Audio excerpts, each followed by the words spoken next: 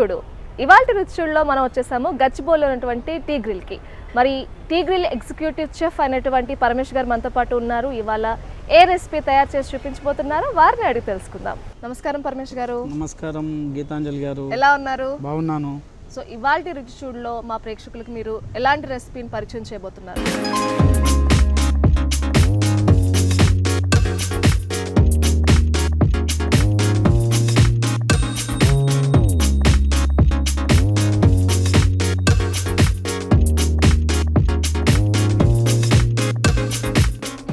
చాలా వెరైటీగా ఉంది. నాకు మీనింగ్ చెప్పాక మీరు రెసిపీ స్టార్ట్ చేయండి.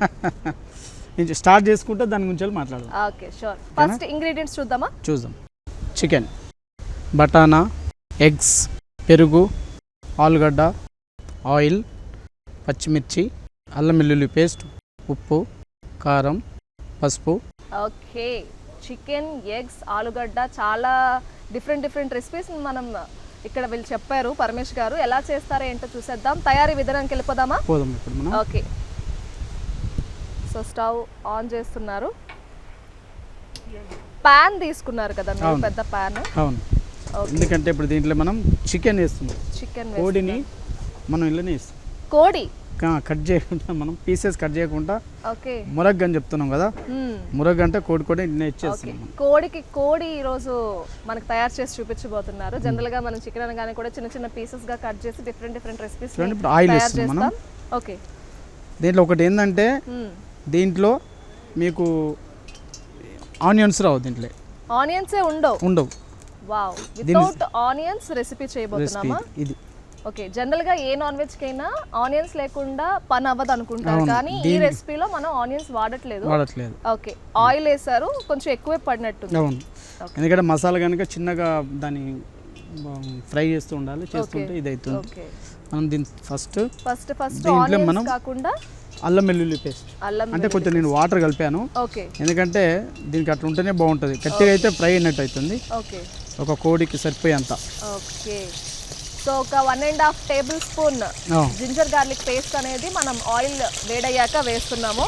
సో ఆనియన్స్ ఏమీ లేవండి, నిదానంగా మనం స్టిర్ చేస్తూ ఉంటే అడుగు అంటకుండా ఆయిల్లో జింజర్ గార్లిక్ పేస్ట్ అనేది ఫ్రై అవుతుంది.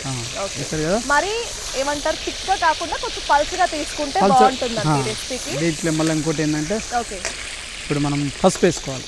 పసుపు okay. So ginger garlic paste వేసాక పసుపు వేసుకుంటున్నాము. తర్వాత ఆయిల్లో పసుపు వేగితే పచ్చి వాసన పోతుందంట. పోతుంది.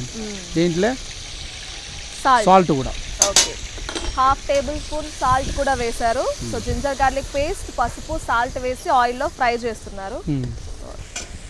అయ్యాక ఇది కొబ్బరి గసాలు, సిరంజి అంటే సారపప్పు అంటారు. ఓకే, అదన్నట్టు. ఇది 3 ఐటమ్లు అన్నట్టు. ఇది ఏంటంటే 3 రకాలు. ఏంటంటే ఇది గసాలు 100 గ్రాములు, 50 గ్రాములు, సిరంజి 25 గ్రాములు, 100 గ్రాములు కొబ్బరి. ఓకే, 100 గ్రాములు కొబ్బరి అండ్ అలాగే గసగసాలు తీసుకున్నారు 50 గ్రామ్స్, అండ్ అలాగే సిరంజి అండ్ పప్పు ఏదైతే ఉంటుందో అది కూడా తీసుకోవడం 25 గ్రామ్స్. 25 గ్రామ్స్ మనం ఇది మసాలా 100-50-25 ఈ రేషియోలో తీసుకున్నారు. ఆ పేస్ట్ అనేది చేసి మనం వేసుకుంటున్నాం. ఒక బౌల్తో వేశారు, ఎక్కువ వేశారు. ఓకే, మొత్తం రుబ్బి పెట్టాం అన్నట్టు. కొంచెం లైట్గా కూడా పేస్ట్ చేశారు. ఒక బౌల్తో మొత్తం పేస్ట్ తీసుకున్నారు. ఎందుకంటే మురగ్గన్ మనం ఫస్ట్ చెప్పుకున్నాం కదా రెసిపీలో, ఒక కోడికి కోడి కాబట్టి అందుకు దీనికి పేస్ట్ అనేది ఎక్కువ పడుతుంది. సో ఈ పేస్ట్ అంతా కూడా ఆ కోడికి పట్టాలి కాబట్టి అది కూడా కంప్లీట్గా ఆయిల్లో బాగా ఫ్రై చేస్తున్నాం. వావ్, సో ఈ పేస్ట్ వాడడం వల్ల మనం ఆనియన్స్ వాడట్లేదు. ఓకే, కొబ్బరి మంచి ఫ్లేవర్ని ఇస్తుంది. చాలా వరకు నాన్ వెజ్ లో గ్రేవీ కోసం, వెజ్ లో అయినా కూడా కొబ్బరి వాడుతూ ఉంటారు. సో అలా కొబ్బరి, గసగసాలు అండ్ సారాపప్పు ఈ మూడింటిని కూడా వాడి పేస్ట్ చేశారు. సో ఒక డిఫరెంట్ స్టైల్ ఆఫ్ రెసిపీని మనం చూడబోతున్నాం. Complete different. అసలు పేరైతే నేను విననే లేదు, మీరు నాకు నేమ్ మీనింగ్ చెప్తా అన్నారు. ఏంటంటే ఇది ఇప్పుడు కాదు, ఇది ఒక నవాబుల టైం ఉన్నట్టు. ఇది ఓకే, ఆ టైంలో వాళ్ళకి ఇష్టం వచ్చినట్టుగా వాళ్ళు ఏ రకంగా తినాలనుకుంటే ఆ రకంగా పేర్లు పెట్టుకొని వీళ్ళు తయారు చేసిన అన్నట్టు. ఓకే, మురగ్ అంటే లైక్ మీరు అన్నట్టు కోడికి కోడి. ఓకే, సో ఇప్పటి కాలం రెసిపీ కాదంట, ఇది నవాబుల కాలం నాటి రెసిపీ. అప్పటి రెసిపీ అంటే చాలా వరకు మర్చిపోయాము, తెలీదు. ఇప్పుడు మనకి పరమేష్ గారు పరిచయం చేస్తున్నారు. అంటే అన్ని హోల్ కొంచెం పాత పడిపోయినాయి కదా అని కొత్త కొత్త ఐటమ్ అప్పుడప్పుడు లాంచ్ చేస్తూ ఉండాలి. సో అంటే రెసిపీలో కూడా యాజ్ ఇట్ ఈస్ ఉండదు, కొన్ని మార్పులు చేర్పులు జరుగుతుంటాయి కాబట్టి అలా జరిగి మనం చూస్తున్నాం. ఆయిల్లో చాలా బాగా ఫ్రై అవ్వాలండి, మనం తిప్పుతూనే ఉండాలి. ఓకే, ఇప్పుడు మనం ఏం చేయాలంటే ఇప్పుడు వేగింది ఇది, దీంట్లో మనం మిర్చి powder okay 2 table spoons of chilli powder మనం వేస్తున్నాము. సో పేస్ట్ ఎక్కువగానే వేసాం కాబట్టి కారం కూడా కొంచెం ఎక్కువే పడుతుంది. సో జింజర్ గార్లిక్ పేస్ట్, పసుపు, సాల్ట్ వేసాము. తర్వాత పేస్ట్ వేయడం జరిగింది, గసగసాలు, కొబ్బరి అండ్ సారాపప్పు. తర్వాత కారం వేసాం. సో ఇవన్నీ కూడా స్పైసెస్ ఆయిల్లో బాగా ఫ్రై అవుతున్నాయి. దగ్గరకు అయిపోయింది, అసలు ఆయిల్ అనేది కనిపించట్లేదు. ఇది మనం ఇట్లా ఫ్రై చేసేటప్పుడు కింద అడుగు పట్టద్దు అన్నట్టు. పట్టద్దు. అప్పటిదాకా మనం దీన్ని అలా పట్టద్దు అంటే కొంచెం చిన్న మంటలని కాదు, అంటే ఇది ఏగితే కింద అడుగు పట్టుకోదు అన్నట్టు. Okay okay. సో బాగా తిప్పుతూ ఆయిల్లో వేపాలి, అడుగు అంటకుండా బాగా చేసుకుంటే బాగుంటుంది. ఓకే, వేగింది ఇది, బాగా వేగింది. ఇది కర్డ్. ఓకే, దాదాపుగా 200 గ్రామ్స్ ఉంటుంది. 200 గ్రామ్స్. దీంట్లో మనం 100 గ్రాములు వేయాలి మొత్తం కాదు. ఓకే. సో 100 గ్రామ్స్ కర్డ్ అనేది యాడ్ చేస్తున్నాం మనం పేస్ట్లో. మంట సిమ్లో పెట్టి పెరుగును కూడా బాగా స్టిర్ చేయాలి. ఇక్కడే మనకి చాలా వరకు గ్రేవీ వచ్చేసింది. నైస్, చాలా కలర్ఫుల్గా ఉంది. అసలు టమాటా వేయలేదు, ఆనియన్ వేయలేదు, కానీ మనకి ఆ గ్రేవీ అనేది బాగా కనిపిస్తుంది. ఈ రెసిపీ మీరు చేస్తుంటారా అండి ఇక్కడ? ఇప్పుడు హోటల్లో ఉందండి, హోటల్లో ఉంది. ఓకే. సో రీసెంట్ గానే ఒక 1 మంత్ అవుతుంది. 1 మంత్ నుంచి. ఓకే. ఇప్పుడు బాగా దీనిదే మార్కెట్లో ఇప్పుడు మా హోటల్లో ఇదే బాగా సేల్ ఉంది. ఓకే. సో మురగ్ ముస్లిం ట్రై చేయండి ఇంట్లో. వర్కౌట్ అవ్వట్లేదు, మాకు రావట్లేదు అనుకుంటే, అంటే ఇప్పుడు మేము ఏంటంటే ఇప్పుడు ఇదే రకంగా ఇక్కడ పెట్టాము, కాకపోతే పీసులు చేస్తాం అన్నట్టు ఇక్కడ. ఎందుకంటే దీని అసలు రెసిపీ ఎలా ఉంటుంది అనేది మీకు చూపెడుతున్నాము. చెప్తున్నారు కానీ దీని పీసులాగా కర్రీ పీసులాగానే వండుకొని చేసుకోవచ్చు అన్నట్టు. మీరు మొత్తం కోడికి పెట్టుకోకపోయినా కూడా పెద్ద పెద్ద ఒక 5-6 పీసెస్ లా చేసి కూడా రెసిపీని చేసుకోవచ్చు అంట. ఇక్కడ ఈ రెస్టారెంట్ లో అయితే వాళ్ళు పీసెస్ లాగానే ప్రిపేర్ చేస్తారు ఈ రెసిపీని. సో 1 మంత్ అయింది స్టార్ట్ అయ్యి, చాలా బాగా నడుస్తుందంట. సో రెస్పాన్స్ ఎలా ఉంది? బాగుందా? చేసినాడు అటాక్ మొత్తం. ఓకే, మంచిగా కొబ్బరి ఫ్లేవర్ ఏదైతే ఉంటుందో అది బయటకు వస్తుంది. ఆ పచ్చివాసన పోతే మంచిగా. దీంట్లో మనం ఇది గరం మసాలా కొంచెం ఎక్కువ వద్దు, మరి ఎక్కువ అయితే మరి బాగా ఘాట్ ఎక్కువ ఉంటుంది. చాలా కొంచెం అండి గరం మసాలా, ఒక చిన్న పించ్ అని చెప్పుకోవచ్చు, అలా వేసాం. ఎక్కువ వేయకుండా, ఎందుకంటే ఆల్రెడీ మనం గసగసాలు వేసాము, కొబ్బరి అవంతా కూడా వేసాము, కారం వేసుకున్నాం కాబట్టి గరం మసాలా డామినేట్ చేయకుండా మిర్చి 2 మిర్చి స్లైసెస్ కూడా వేశారు. ఓకేనా, అయిపోయింది కదా. దాంట్లో మనం ఏంటంటే సో ఇప్పుడు చికెన్ ఉంది కదా, ఈ చికెన్ మంచిగా కడిగి పెట్టింది. ఓకే, మనం కట్ చేసినా కూడా కట్ చేద్దాం, అంతలో కట్ చేద్దామా? కొంచెం చిన్నగా. సో లోపలికి కొంచెం స్పైసెస్ పట్టాలి కాబట్టి లైట్గా స్లైస్ యాక్చువల్లీ ఏంటంటే మనం ఇప్పుడు దమ్కా బక్రా అంటాం.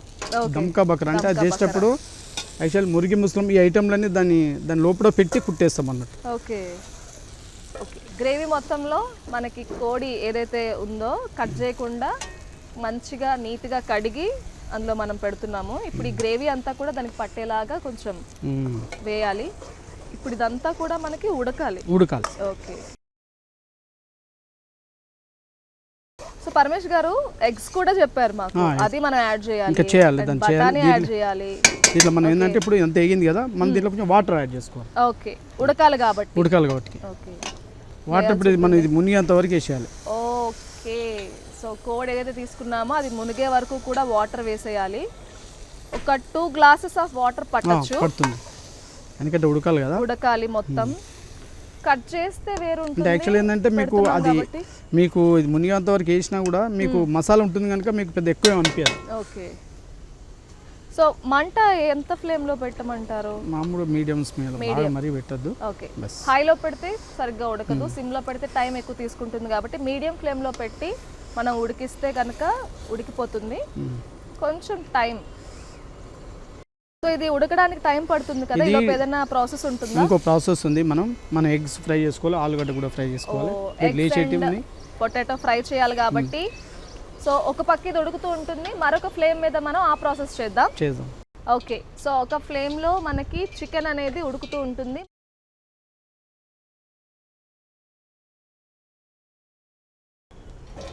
కర్రీకి ఫ్రైకి చిన్న చిన్నగా వేస్తాము, బట్ ఈ రెసిపీకి అలా అవసరం లేదు. ఒక పెద్ద పొటాటో తీసుకున్నాము, దాన్ని ఒక 3 సైజెస్గా చేసి దాన్ని మళ్ళీ మిడిల్లో 3 పీసెస్గా కట్ చేశారు. కొంచెం పెద్దగానే ఉన్నాయి సైజెస్. సో ఇవి మనం ఆయిల్లో ఫ్రై చేస్తాం కాబట్టి ఉడికిపోతాయి, పెద్ద ప్రాబ్లం ఉండదు. నైస్. ఓకే, సో ఆయిల్లో ఇప్పుడు ఫ్రై చేస్తారు. ఎగ్స్ కూడా తీసుకున్నాము. ఎన్ని ఎగ్స్ తీసుకున్నాం? ఎగ్స్ ఒక 5 ఎగ్స్. ఓకే, మెల్లిగా ఫ్రై అవుతున్నాయి. సో మనం పీసెస్ చిన్నగా కట్ చేసుకుంటే ఏం పర్లేదా? అంటే అది కనిపించకుండా పోతుంది, పేస్ట్ అయిపోకుండా కనిపించేలా ఉండాలని పెద్దగా కట్ చేసాం. ఎగ్ కన్నా చిన్నగా ఉంటుంది. ఎగ్ కూడా వేస్తాం కదా, రెండింటికి వేరియేషన్ కూడా తెలియాలి కదా అది. ఓకే, అయిపోయింది, ఫ్రై అయిపోయాయి. పొటాటో ఫ్రై అయిపోయింది. ఓకే, వేపగానే వేసేసి. ఓకే, సో వన్స్ ఫ్రై అవ్వగానే డైరెక్ట్గా మనం ఉడుకుతున్నటువంటి చికెన్లో వేసేయచ్చు. వేసేసారు. ఇప్పుడు ఎగ్స్ కట్ చేయట్లేదు మనం. ఇప్పుడు చక్కగా చికెన్, పొటాటో, ఎగ్స్ 3 కూడా మనం గ్రేవీలో వేసుకున్నాము. ఇప్పుడు ఇంకోటి ఏంటంటే ఇంకొకటి వేయాలి, దీంట్లో ఇంకొక ఇంగ్రీడియంట్ వేయాలి. ఓకే, బఠానీ ఎందుకు యాడ్ చేస్తున్నాం అంటే దీంట్లో అదొకటి పార్ట్, ఇది కూడా ఒక పార్ట్. పొటాటో, బఠానీ, ఎగ్స్, చికెన్. సూపర్. ఆల్రెడీ బఠానీ అనేది ఉడకబెట్టిందే ఉంది కాబట్టి లాస్ట్ లో మనం డైరెక్ట్ గా వేసాము. ఒకవేళ అది ఉడకలేదు, పచ్చి బఠానీ అనుకుంటే మనం ముందే ఉడకబెట్టుకోవాలి. ఓకే, గ్రీన్ పీస్ ఉడకబెట్టాలి ఖచ్చితంగా. గ్రీన్ పీస్ ఉడకబెట్టే వేయాలి. సేమ్ ఎగ్స్ ఎట్లా ఉడకబెట్టినా. ఓకే, లేకపోతే ఒకళ్ళు ఉడకబెట్టలేదు అనుకోండి, నానబెట్టినవి ఉంటాయి కదా, వాటిని ఆయిల్లో ఫ్రై చేసుకోవచ్చు, బాగుంటుంది. Okay, super. Eggs, chicken, potato, బఠానీ అన్నీ ఉన్నాయి. ఇది ఇంకా థిక్నెస్ రావాలి. థిక్నెస్ అయిందంటే అయిపోయినట్టు ఆల్మోస్ట్. ఓకే, చికెన్ ఉడికిందా అండి? ఉడికినట్టే. ఓకే, సో కంప్లీట్ ఫ్యామిలీ ఒక మండి లాగా సెంటర్లో పెట్టుకొని చుట్టూ కూర్చొని రెసిపీని ఎంజాయ్ చేయొచ్చు. ఎందుకంటే ఎగ్స్ ఉన్నాయి, పొటాటోస్ ఉన్నాయి, చికెన్ ఒక్కరే. అప్పుడు ఒక టైంలో ఒక్కొక్కరే తిన్నారు కనుక ఇప్పుడు ఎందుకంటే ఒకరు తినలేరు. అవును, అందుకనే ఇప్పుడు మన పీసెస్ కింద ఇప్పుడు ఒక 4 పోర్షన్స్ కింద దీన్ని ఇస్తా ఉన్నాం. ఓకే, కట్ చేసి మండి కోసం బయటికి వెళ్ళకుండానే ఇంట్లో కూర్చొని కూడా హ్యాపీగా తినొచ్చు మీరు. సూన్య కూడా బాగుంటుంది. అవును, కలర్ఫుల్గా ఒక డిఫరెంట్ స్టైల్లో రెగ్యులర్గా కాకుండా బాగుంది. సో కుదురుతుందా అండి అందరికి ఈజీగా ఇంట్లో ప్రిపేర్ చేసుకోవడానికి? సండే రోజు ఇంట్లో ఉంటుంది మంచి అందరూ చేసుకోవచ్చు, కానీ ఈ పాత్రలు ఉండాలి, పెద్ద పెద్ద పాత్రలు ఉండవు. సో ఈ ఫ్రై పాన్స్, కడాయిలు అనేవి మనకు పెద్దగా ఉండవు. వాటిలో చేస్తేనే టేస్ట్ బాగా వస్తుంది. సో అందుకే మనకి ఇంట్లో కుదరకపోయినా కూడా రండి, టీ గ్రిల్కి వచ్చి ఈ రెసిపీ మీకు నచ్చితే ట్రై చేయండి. మనం ఇప్పుడు ఏంటంటే కొత్తిమీర. ఓకే, అయిపోయింది. లాస్ట్ కొత్తిమీర వేస్తున్నాం. కొంచెం కొత్తిమీర ఎక్కువే పడుతుంది మనకి, ఎందుకంటే గ్రేవీ చాలా ఉంది కాబట్టి. అది ఒక హాఫ్ కట్ట కొత్తిమీరని చిన్నగా చాప్ చేసుకొని మనం లాస్ట్లో వేసేసుకుంటే అయిపోయింది. వేసేసాము. కొత్తిమీర పచ్చి వాసన కూడా పోయే వరకు ఒక 2-3 మినిట్స్ కొంచెం అలాగా వేగినట్లయితే కనుక మన రెసిపీ కంప్లీట్ అయిపోతుంది. సో మురగ్ ముస్లం రెసిపీ కంప్లీట్ అయ్యే ఫినిషింగ్ స్టేజ్కి వచ్చింది. చూద్దాం ఎలా ఉంటుందో.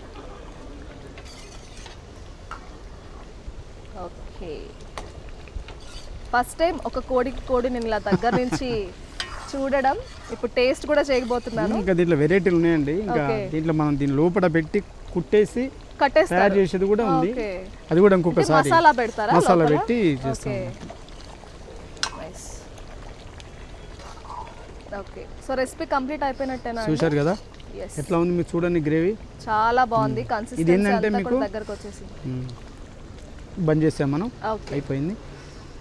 ఇప్పుడు ఇది మీరు తినేదే ఉంది ఇప్పుడు దీన్ని. ఓకే. సో చాలా గ్రేవీ వచ్చిందండి. బగారా రైస్లోకి మనం సైడ్ డిష్గా పెట్టుకోవచ్చు, అండ్ అలాగే చపాతీ నాన్లో కూడా హ్యాపీగా వేసి తినచ్చు. ఓకే, కంప్లీట్ చికెన్ ట్రాన్స్ఫర్ అయిపోయింది ప్లేట్లోకి. ఓకే, సో బఠానీ, పొటాటో, ఎగ్, సో అన్నీ ఉన్నాయి. ఒక కంప్లీట్ రెసిపీ మన చేతుల్లోకి వచ్చేసింది. ఓకే, మురగ్ ముసలం అంటే ఇప్పుడు కొత్తగా లాంచ్ చేసినాం మనం. ఓకే, ఇప్పుడు మా దగ్గర ట్రెండ్ ఇదే నడుస్తుంది. వావ్. చూడండి. సో టీ గ్రిల్లో ప్రెసెంట్ ట్రెండ్ అవుతోందంటే ఈ రెసిపీ మురగ్ ముసలం. ఇప్పుడు నా చేతిలో ఉంది, చూస్తున్నారు కదా మీరు. సో చాలా హెవీగా ఉంది plate. So complete full chicken ఉంది నా చేతిలో, ఎగ్స్ అండ్ పొటాటోస్తో తయారు చేసినటువంటి మురగ్ ముసలం. సో నేను ఒకసారి టేస్ట్ చేసేస్తాను.